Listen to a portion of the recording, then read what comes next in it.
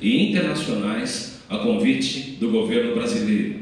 Foi também membro titular do Conselho de Autoridade Portuária, CAP, do Porto de Santos. Hoje, não atua mais como executiva, mas como coordenadora da sua própria carteira de investimentos. Estamos falando de Agnes Dagmar Bolentini Barbietto de Vasconcelos, que vai nos palestrar agora a nossa querida Agnes. Uma salva de palmas.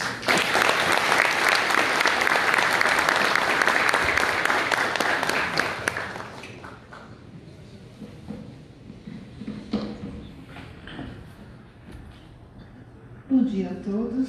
Bom dia. Depois dessa voz tão bonita do Serginho, dessa apresentação, não é? Uma mulher falar é diferente, né? Homem assim, com essa voz bonita, é sempre mais cativante. Mas nós vamos tentar aqui. Bom, Pois é, boa observação. Bom, como ele disse, a minha formação é em economia.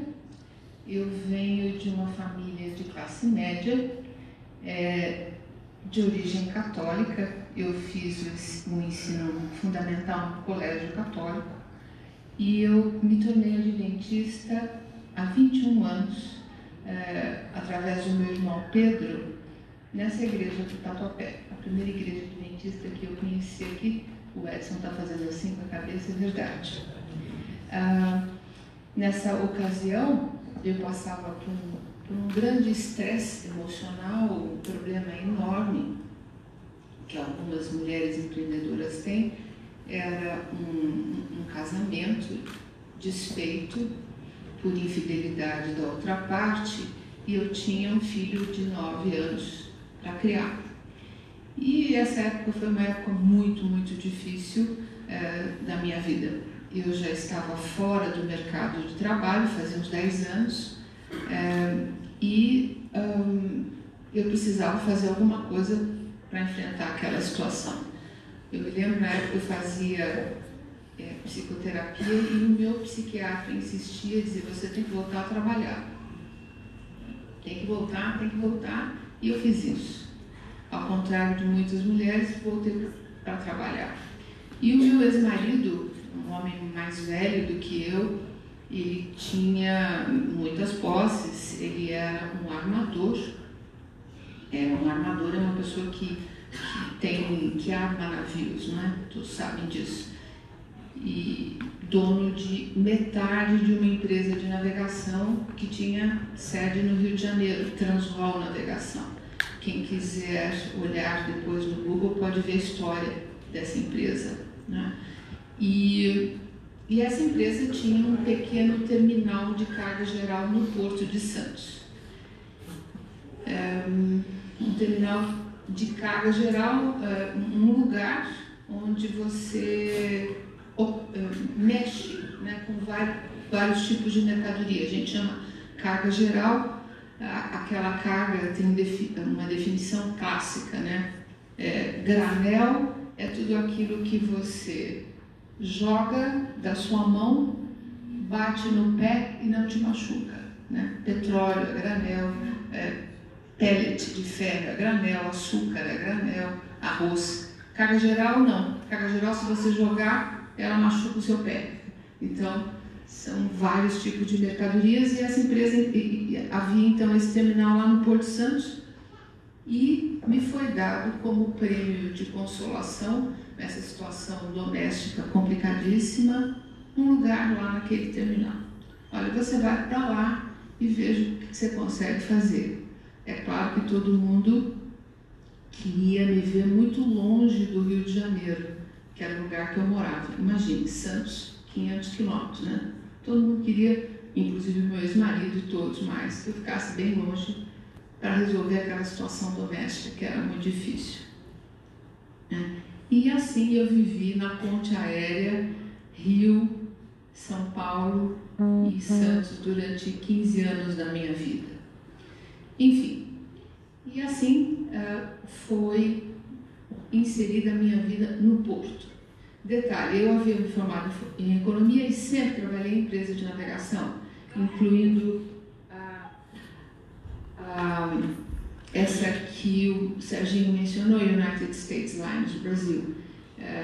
Como eu tinha essa facilidade com o inglês, trabalhei lá fazendo pricing, ou seja, apressamento de frete, né? Isso é uma outra história que é para outra apresentação.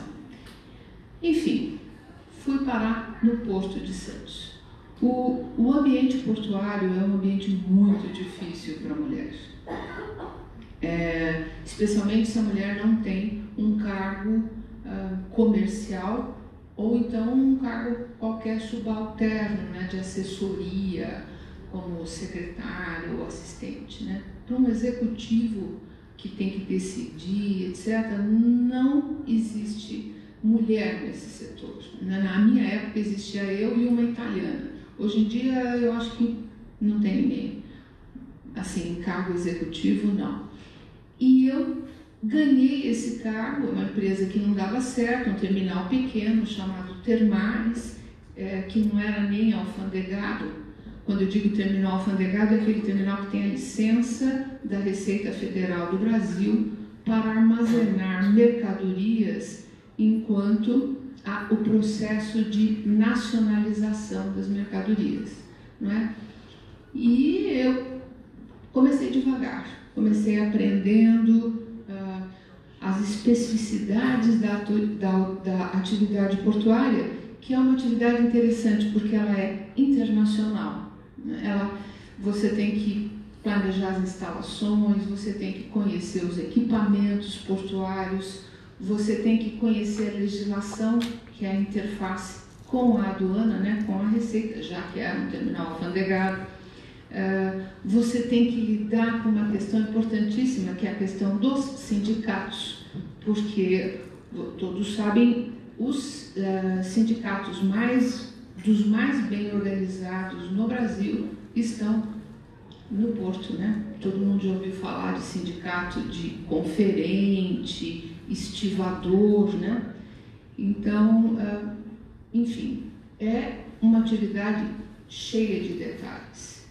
E o que é interessante é que os KPIs, né, que a gente chama, os empresários aqui conhecem, o Mauro, Key Performance Indicators, ou seja, os indicadores que você seleciona para saber se a sua empresa vai indo bem, os KPIs do porto, né, de uma atividade portuária, eles são, a comparação que você tem é em nível internacional.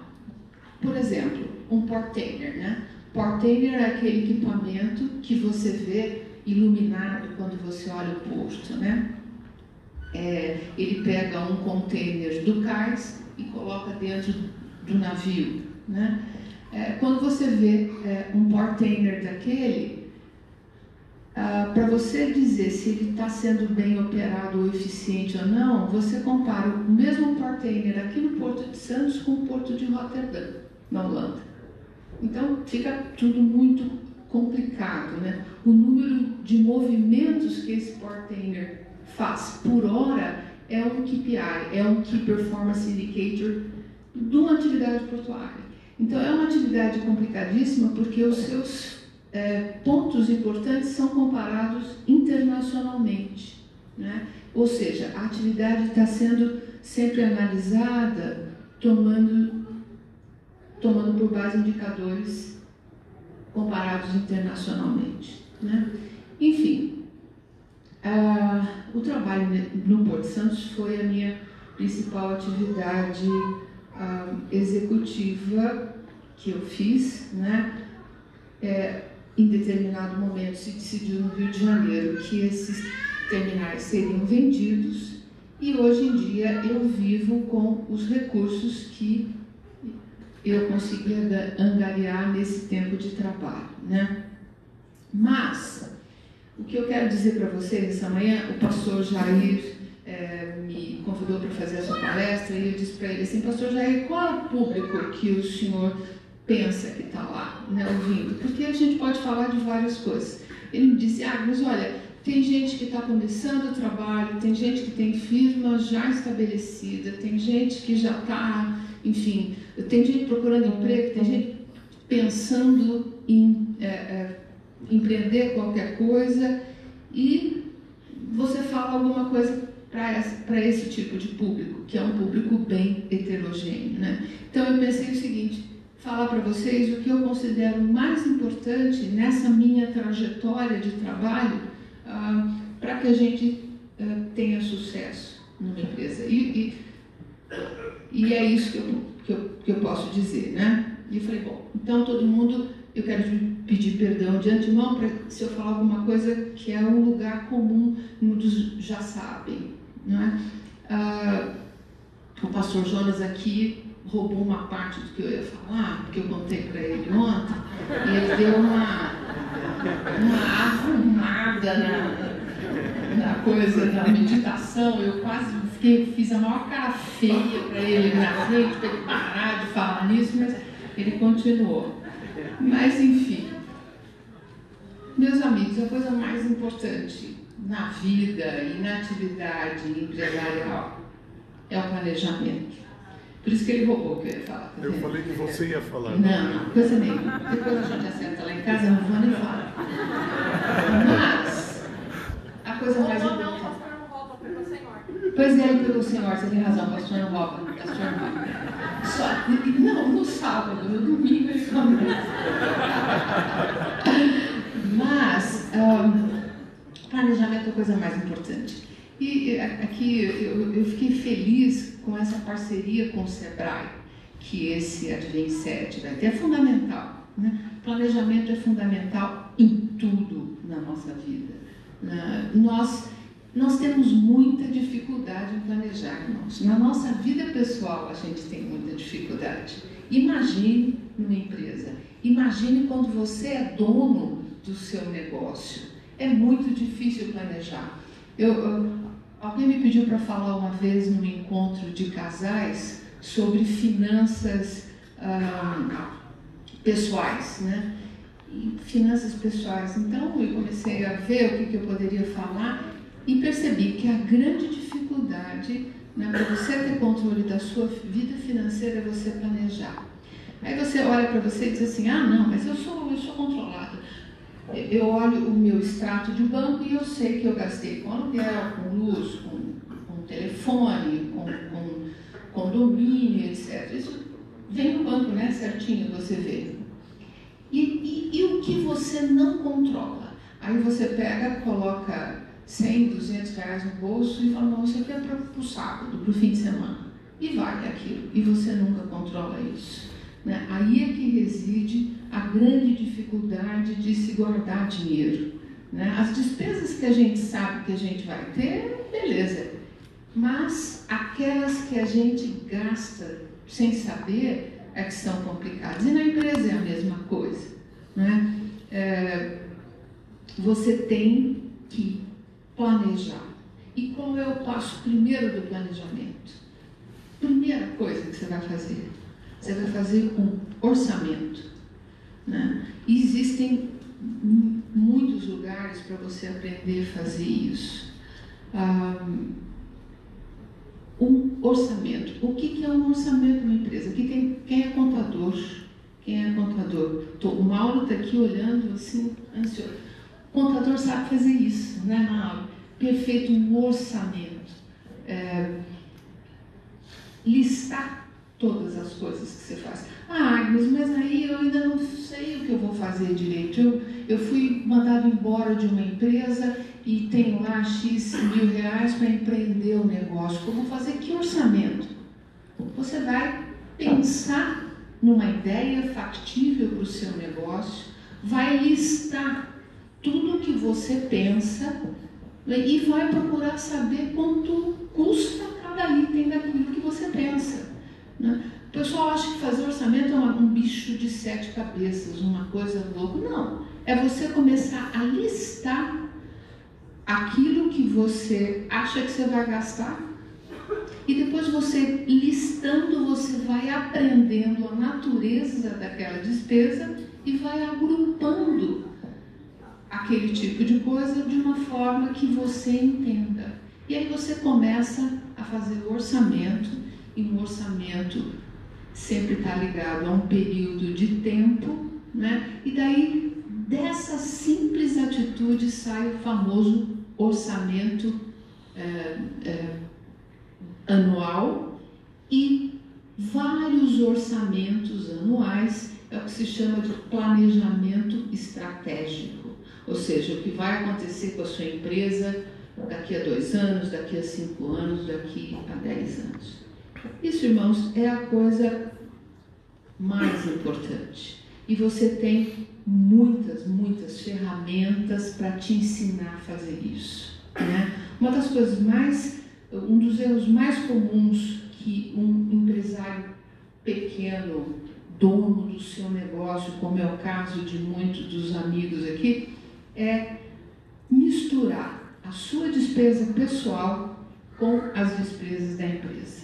É uma coisa que, assim, o Mauro está rindo aqui para mim, muitas pessoas fazem, né? Você é o dono do seu negócio, você tem o próprio salão, você tem sei lá o quê. Você mistura o que você gasta com o que a empresa gasta. Você tem que pensar que a empresa é um organismo que você criou, mas é uma criatura exterior a você. Ela tem a sua própria vida, a sua própria dinâmica. Então, a primeira coisa que você tem que fazer para fazer um orçamento legal e planejar direito é separar os seus gastos dos gastos da empresa. Inventa para você um prolabore. Veja o quanto você precisa para viver e coloque lá nas despesas da sua empresa o seu prolabore, que é um salário que você tem que ter para viver. Senão você acaba misturando e procura viver com aquele salário. Porque você é o dono do seu negócio e aí sobra um dinheirinho lá. Você se propôs a tirar, vou falar um número qualquer aqui, 10 mil reais. Né? Aí você vê que no final do mês, na sua empresa, sobrou um pouco mais do que isso. Você vai lá e pega. Primeiro passo para o seu fracasso enquanto empresário. Enquanto você não fizer um orçamento, fechar um período qualquer, 6 meses, 1 ano, e ver o quanto a sua empresa realmente deu de lucro, incluindo o seu prolabore, e aí você vai saber se a sua empresa é lucrativa, se ela não é, o que está faltando. Se você não fizer isso, você está afadado a ter muitos problemas no futuro. Então, primeiro passo, planejamento. Para se planejar, vamos orçar. Para orçar, vamos separar os gastos da empresa dos meus. Vamos incluir o meu salário, o meu prolabore nas contas da empresa. E vamos avaliar se eu estou fazendo um bom negócio ou não. Me perdoa se isso parece muito simples para alguns, mas como é o que a gente vê. Vocês viram aí no filminho, né, que muitas empresas fecham, né? Elas fecham pela falta de planejamento, de previsibilidade de atuação no futuro. Muito bem, então a gente tem uma empresa que está indo bem, nós temos o nosso planejamento, sabemos se ela é lucrativa e etc. Qual o segundo elemento muito importante? A equipe, né? Eu não consigo ser um empreendedor grande sozinho. Não existe isso. Ah, mas eu tenho um salão de beleza, eu trabalho sozinho. Você vai ficar com o salão de beleza trabalhando e você não vai crescer. Ninguém cresce sozinho. E para nós para nós adventistas é bem fácil falar de equipe, né? É bem fácil falar de treinamento, é bem fácil, porque a gente se preocupa com as pessoas. Será que a gente se preocupa mesmo? Será que a gente vive o que a gente aprende no Evangelho no nosso local de trabalho? Essa é a minha pergunta. Será que a gente fala a verdade no nosso ambiente de trabalho? Ou a gente permite umas mentirinhas brancas para consertar uma determinada situação. Por que eu estou falando isso? Porque tudo isso impacta a equipe. O exemplo é o maior treinamento que você dá para a sua equipe, né? O seu exemplo, a maneira como você se comporta, se você é comprometido, se você levanta cedo, se você está lá, né, no chão da fábrica, que nem o pastor Jonas disse, todo dia. E esse é o maior treinamento que você dá, né? Você investe com o seu testemunho na sua equipe, né? Você tem um caso muito interessante que eu gosto de contar, que aconteceu comigo, né? Vocês sabem que o Porto é um ambiente muito corrupto, né? Onde se inventam todas as histórias. Quem conhece um pouco da atividade portuária, assim, quem mexe com o comércio exterior? Muito pouca gente, né? O pastor Jonas fala que eu tenho um vício de linguagem, que é falar, não é, mas vocês me perdoem, é assim mesmo. Não tem jeito. No Porto, você tem várias atividades conjugadas, e uma delas, o que eu fazia, é um terminal alfandegado. Ele atende navios, recebe carga de exportadores, armazena a carga ali, coloca a carga dentro de um navio e vai embora. E vice-versa, ele recebe carga do navio, armazena ali enquanto ela é nacionalizada e vai embora. E os clientes de um terminal portuário são divididos em duas espécies, basicamente. Os armadores, que são os donos de navios que vão aportar lá no terminal, e os donos da mercadoria que vai ser manuseada ali, né? E eu estava fazendo um treinamento para os vendedores que ofereciam esse tipo de manuseio no terminal. E assim, e todas as desculpas são inventadas ali. Tudo que você pode imaginar. Na hora que o cliente vai buscar a mercadoria dele, ela não está pronta, ou deu algum problema, se inventa todo tipo de desculpa. O fiscal morreu, o sistema caiu, aconteceu uma catástrofe, a empilhadeira derrubou, um monte de mentira. E eu propus o seguinte treinamento: olha, nós vamos falar a verdade aqui. O nosso corpo comercial vai falar a verdade. E quando o cliente perguntar, olha, eu vou mandar meu caminhão ir para carregar o meu container, você vai dizer o seguinte: a sua mercadoria não está pronta para ser entregue. Agora, o que o senhor prefere ouvir? Que o senhor mande o seu caminhão e quando ele chegar aqui embaixo, né? Porque normalmente o cliente está em São Paulo, ele tem que descer para Santos. Quando chegar aqui embaixo, eu vou dizer que o sistema caiu, que o fiscal da Receita Federal foi embora para casa mais cedo e não liberou, ou que aconteceu que a empilhadeira caiu e fechou a entrada do terminal, ou o senhor prefere que eu diga, olha, sua mercadoria está liberada, isso não vai acontecer hoje, e aí o senhor manda o seu caminhão e carrega e vai embora. Isso deu muito certo, né? As pessoas começaram o departamento comercial começou a falar a verdade, a explicar os problemas que havia. E o terminal ficou conhecido como um terminal sério, um terminal que falava a verdade. E hoje, até hoje, gente, isso me dá muita satisfação de contar, porque é uma bênção de Deus. Isso eu aprendi na igreja, aprendi com a minha conversão. A verdade ela é poderosa por si mesma. Então, assim, trabalha com a verdade no seu local de trabalho, com a verdade mesmo, né? A gente pensa, isso eu vou fazer, mas é difícil você encarar as suas limitações e as suas dificuldades no local de trabalho. Não, o sujeito telefona, você não quer atender, você fala, que eu estou em reunião, né?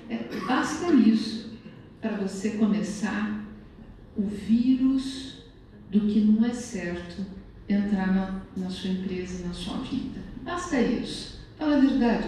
Diga que eu não posso atender agora, eu estou muito ocupado e depois eu ligo. pensa nos mínimos detalhes, né? Você vai ver que é fácil fazer isso e isso te dá muita força, né? O que você fala começa a ter valor, né? Isso fez um sucesso enorme na minha vida profissional, eu posso garantir a vocês, enorme, para lidar com sindicatos. Gente, sindicato de portuário, ninguém merece, na vida, tratar, principalmente mulheres.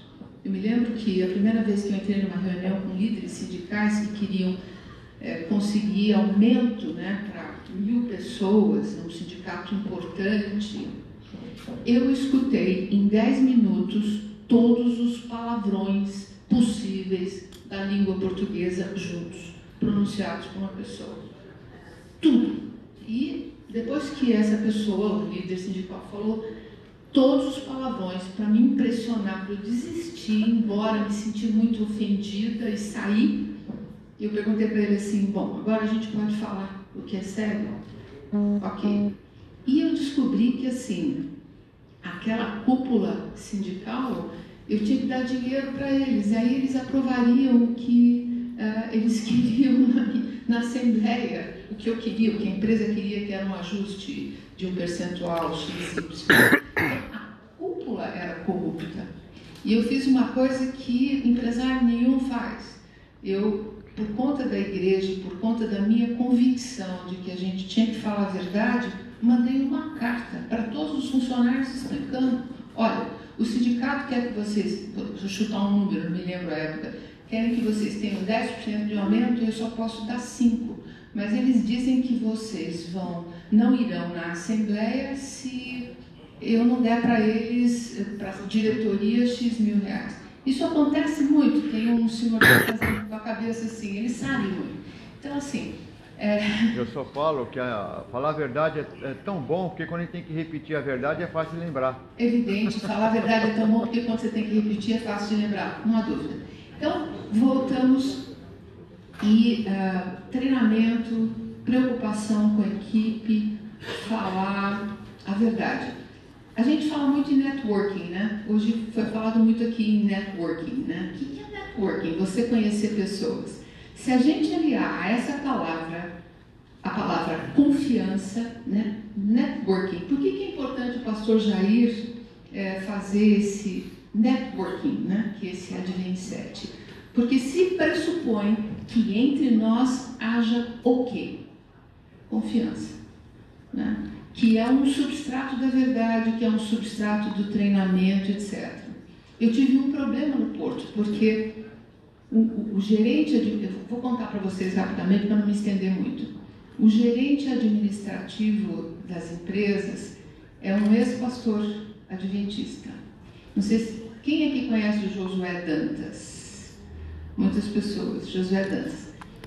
E eu me lembro que o meu irmão me pedia para empregar. Esse cara é muito legal, meu irmão, você tem que empregar ele. Eu dizia, gente, isso é uma empresa, eu tenho que dar satisfação para o acionista, o sujeito tem que trabalhar. Não, mas ele é um cara legal, ele é um cara preparado, enfim. E ele foi lá, o Josué foi fazer a entrevista e eu fui muito clara com ele. Eu falei, ó, você tem 3 meses, aqui você tem que trabalhar, não tem solução. Se você, eu gosto de você, gosto da sua família, na igreja está tudo bem, porém eu preciso dar satisfação para o acionista e você tem que fazer. Ele não sabia, era um ex-pastor, tinha um curso de administração e começou então numa função administrativa menor. Um caso de sucesso. Essa pessoa trabalhava 16 horas por dia. Ele trabalhou muito. Ele fez um excelente trabalho. Depois ele ficou como gerente administrativo muitos anos e fez um excelente trabalho. Trabalhava muito. Mas, então a gente começou a empregar adventistas. E ele empregava adventistas. Só que o porto tem um problema. O porto funciona 24 horas.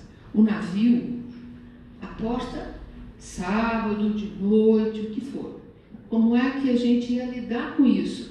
Nós éramos adventistas, os outros sócios não eram. Eu estava inserida num meio muito complicado. Então a gente tomou algumas medidas para proteger o nosso sábado. Dentre elas, a gente deixava o pessoal adventista não trabalhar de sábado. E o terminal funcionava o mínimo possível no sábado, porque você tinha que escolher quem guardava o sábado, ou o tripulante do navio, ou o operador de máquina. Um dos dois, se você não operasse no sábado, a tripulação não podia descer. Então, são atividades muito, muito difíceis. Você precisa ter uma comunhão com Deus muito importante a cada momento para decidir o que fazer. E tinha os adventistas no terminal em terra não trabalhavam. O problema é que no porto você tem salários diferentes para quem trabalha no sábado, ele ganha 50% a mais, e quem trabalha no domingo ganha 100% a mais. E aí eu tive uma reclamação, porque tinha umas 30 pessoas que não trabalhavam no sábado, trabalhavam no domingo. E a reclamação dos outros foi o seguinte: bom, você deixa esses caras ganhando muito mais no domingo. E os caras não me falavam nada. Quer dizer, o cara não trabalhava no sábado, ele era escalado no domingo e ganhava mais do que quem. Então, olha o problema, como é que você vai gerenciar essa situação, né? Então, assim, irmãos, vamos empregar adventistas, por favor. Mas, quem é empregado adventista, veja bem o que você vai fazer no seu local de trabalho e o testemunho que você vai dar. Porque você é irmão na igreja, estão todos reunidos e ótimo. Agora, no trabalho, você tem aquele lugar, você tem aquela função. Então, cuide para você dar um bonito testemunho, tanto empregando quanto sendo, digamos, empregado, né? Mas vamos voltar ao assunto principal, que é, digamos, dizer da minha experiência, que eu considero mais importante. Eu falei do planejamento, eu falei da equipe, né? E agora eu vou falar de uma outra coisa. Então vamos supor que a sua empresa está dando certo, que você tem uma equipe motivada, que você tem planejamento estratégico, que está tudo indo bem. E aí começa a sobrar dinheiro. Que bom, né? Começou a dar certo, eu comecei a ter dinheiro, o dinheiro começou a pintar. O que eu vou fazer, né? E vou comprar um carro? Todo mundo, né? Ganha dinheiro, primeira coisa, compra um carro melhor, compra um carro para a família, para a irmã, até para o pet de estimação, ele tem um carrinho novo. E eu vou andar carro. E depois eu vou fazer o seguinte, depois eu vou comprar uma casa. Eu vou comprar uma casa muito melhor que essa, eu vou comprar um barco, eu vou comprar... Tem empresário que eu conheço que é muito frustrado, porque não tem um avião. Ele queria ter um avião, não um jatinho. Conheço muita gente. O cara tem helicóptero, tem barco, tem não sei o que, ele quer um avião, mas ele ainda não conseguiu, então ele é muito frustrado por causa disso. E aí o sujeito começa a colocar os pés pelas mãos, né? Ele começa a gastar, ele começa a investir em ativos que não têm liquidez, ele não se precavém e aí a coisa fica muito difícil. Então começa a dar o dinheiro, ele já não planejou direito porque ele misturou o dinheiro e aí começa, ele compra isso, compra aquilo, compra aquilo, compra aquilo. Meus amigos, a primeira coisa, a ave como é? A ave é do Ivo, vovô viu a uva, né? Lembra quando a gente aprende a ler e escrever? Tem na cartilha, a ave é do Ivo, vovô viu a uva, né? A letra V com as vogais, enfim. A primeira coisa que a gente faz é o que a gente faz na nossa vida. Quando a gente começa a ter excedente, a gente guarda esse excedente de uma maneira importante. Em finanças pessoais, se aconselha qualquer pessoa guardar para si um investimento que tenha liquidez pelo menos um ano de todas as despesas que ela tem durante aquele ano. Digamos que você tenha uma despesa de R$10.000 por mês. né? As boas práticas aconselham que você guarde 10.000 vezes 12 um investimento líquido para você fazer face a alguma eventualidade na sua vida. Com a empresa é a mesma coisa. Com o excedente que você tem na empresa é a mesma coisa. Ontem à noite eu estava conversando com o Xande, que está ali, o filho do Jonas, ele dizendo assim para mim, você tem que falar como é que a gente faz para ganhar o primeiro $1 milhão. Como é que a gente faz? Aí eu disse assim, bom, eu não sei como é que a gente faz, mas eu posso te dizer que o que a gente faz depois que a gente ganha o primeiro $1 milhão. A gente tem que ganhar o segundo $1 milhão. Então, assim, a hora que você começar a contar o seu excedente, né, invista de uma forma que você tenha liquidez, para que no primeiro aperto que tenha no seu negócio ou na sua vida, você não tenha que sair vendendo o carro que você comprou para sua sogra, o apartamento que você comprou para sua cunhada, o barco que você comprou lá para mostrar para os amigos, porque na hora que você for fazer isso, certamente você vai perder dinheiro. Você nunca vai conseguir o mesmo. Por quê? Porque eu escuto muitos empresários falar assim, não, mas eu comprei imóveis, mas eu investi. Você tem que saber em que você vai colocar o excedente do que você tem. Por quê? Porque você pode precisar desse dinheiro. Não, mas eu investi e comprei um apartamento lá em Santa Catarina e daqui 5 anos os R$100 mil que eu coloquei vai ser 500. Como é que você sabe que vai ser 500? E se você precisar do dinheiro 2 anos depois, você vai fazer o quê com aquela coisa?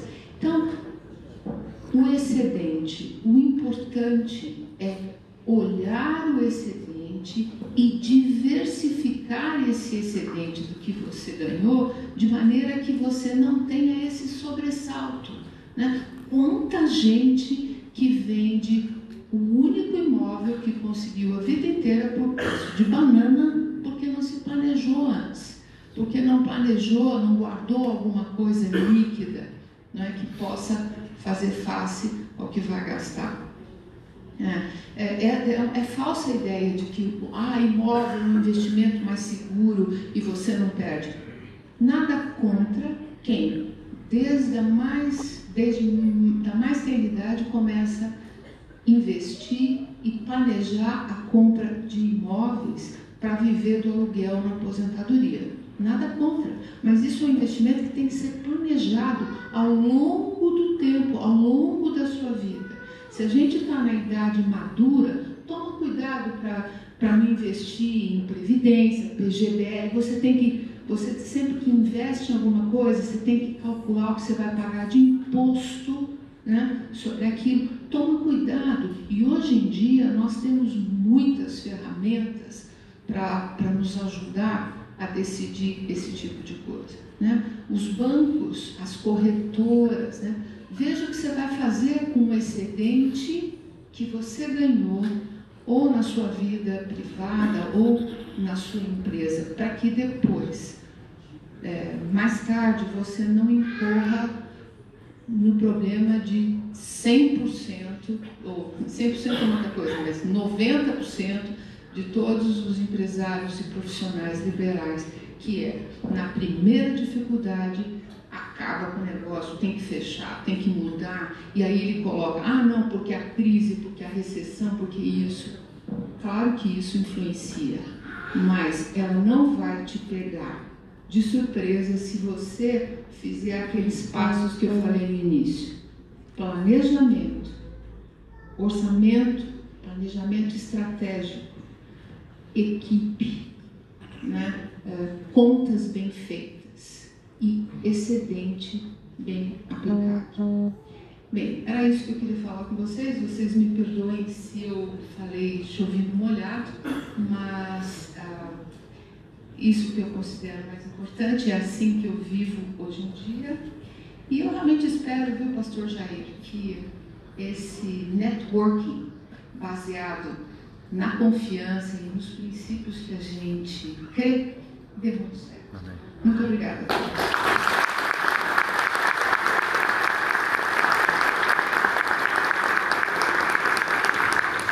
Nossa gratidão a Agnes Burlandi por tão doce apresentação, as informações, sua experiência, sua expertise, juntamente com o pastor Jonas Pinho, um ministério lindo de vocês, é muito especial.